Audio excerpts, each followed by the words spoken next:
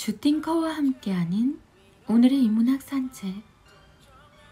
네이버 블로그 김종원 작가님과의 대화. 공깃밥 추가 주문 5,000원. 추가 주문 국수사리 9,000원, 메밀사리 9,000원, 메밀사리 9,000원, 밥 5,000원. 요즘 물가가 많이 올랐는데 이 식당은 8년 전에 방문했을 때랑 가격이 같네. 그래서 그런가 그나마 8년 전에 받았던 충격이 조금 덜하네. 공깃밥 5,000원, 국수사리 9,000원. 누구든 당장 글을 쓰게 만드는 6단계 방법. 동네에 전국적으로 매우 유명한 도넛 상점이 있다. 100번 지나가다 보면 100번 모두 줄이 바깥까지 이어져 있을 정도로 인기가 높다. 1. 관심. 거의 하루도 쉬지 않고 영업을 하는 걸 알고 있던 나는 2. 관찰. 하루는 산책을 하다가 금요일인데 영업을 하지 않는 모습을 보며 그 자리에 섰다. 3. 모두에게 주어진 상황. 동네 주민들도 웬일로 영업을 안 하지? 라고 말하며 지나갔다. 4. 다가가기. 하지만 다가가서 확인을 하는 사람은 없었다.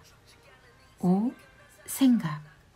매장 내부에 있던 각종 집기가 이미 어느 정도 정리된 상태였고 폐업을 했다는 생각이 들었다. 6. 확인.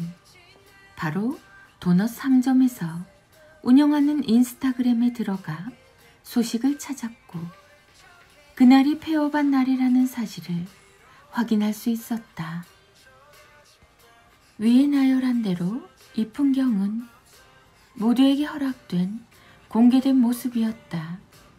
그러나 실제로 다가가 확인하거나 원인을 찾아보는 사람은 거의 없었다.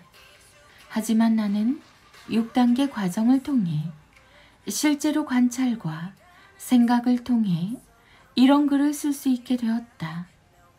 줄을 서던 그 도넛 상점은 왜 갑자기 폐업하게 되었나? 당신은 쓰지 못하는 게 아니라 쓰지 않는 것이다. 모두가 도넛 상점을 지나가고 있었지만 딱 6걸음만 더 걸어가면 누구나 볼 수 있는 도넛 상점 내부를 확인하지 않았다. 다가가면 쓸 수 있다.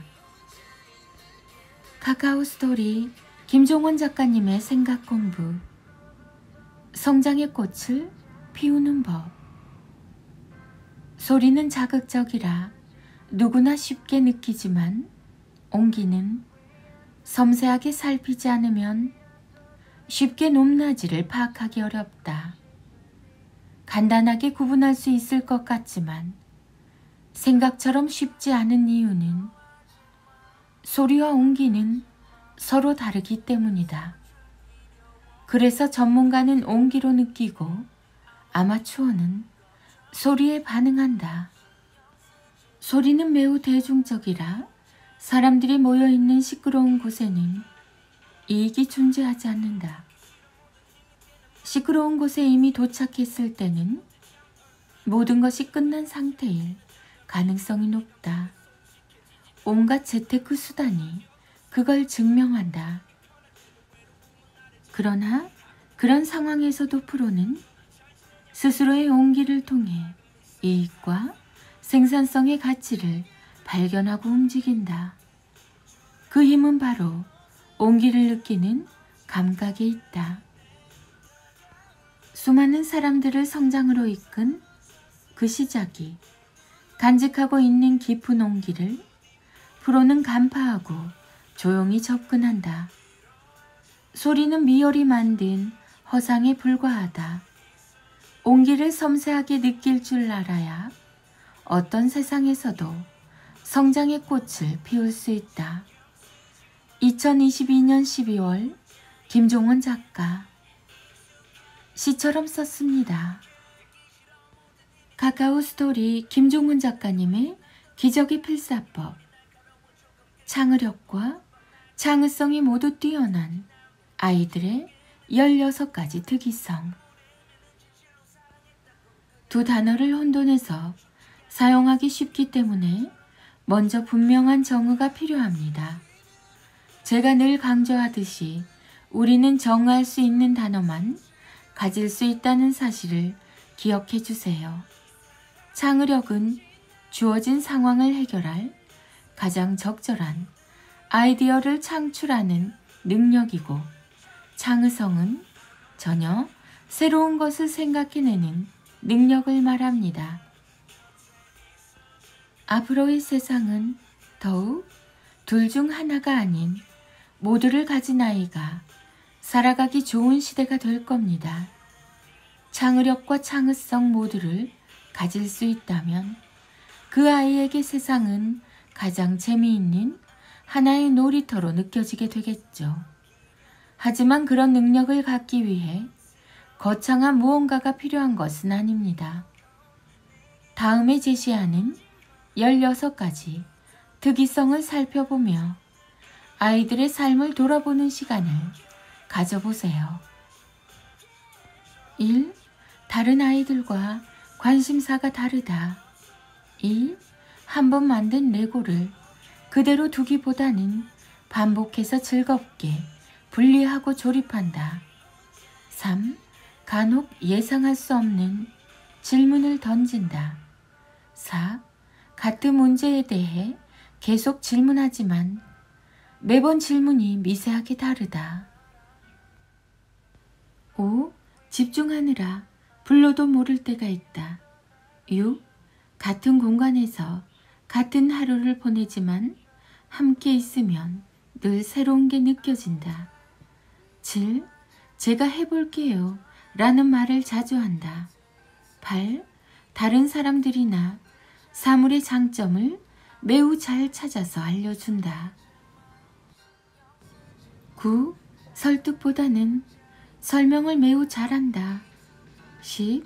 말꼬리를 끝도 없이 잡지만 지켜볼 때 밉지 않고 흥미롭다. 11. 동물과 식물을 매우 사랑한다. 12. 타인의 조언에 따르기보다는 스스로 하고 싶은 대로 한다. 13. 불평과 불만이 별로 없다. 14. 자신이 하루에 쓸 시간을 철저하게 분배하며 지키고 산다. 15. 자기만의 독서법과 공부법이 있다. 16. 게임을 하다가도 중간에 알아서 멈추고 숙제나 해야 할 일을 한다.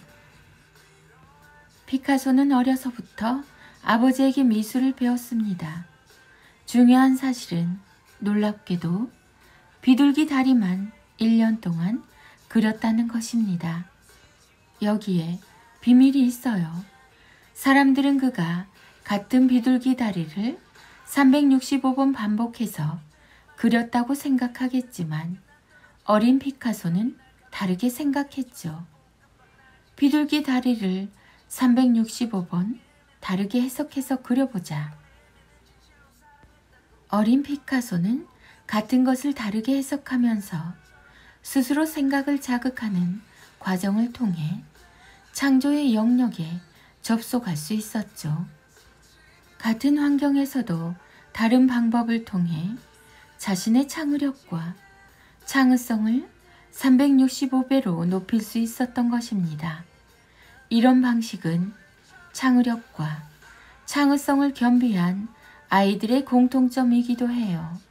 타고난 천재도 있지만 그들은 매우 소수이고 대부분이 스스로의 노력과 의지를 통해 창의력과 창의성을 최대한으로 높이고 있죠.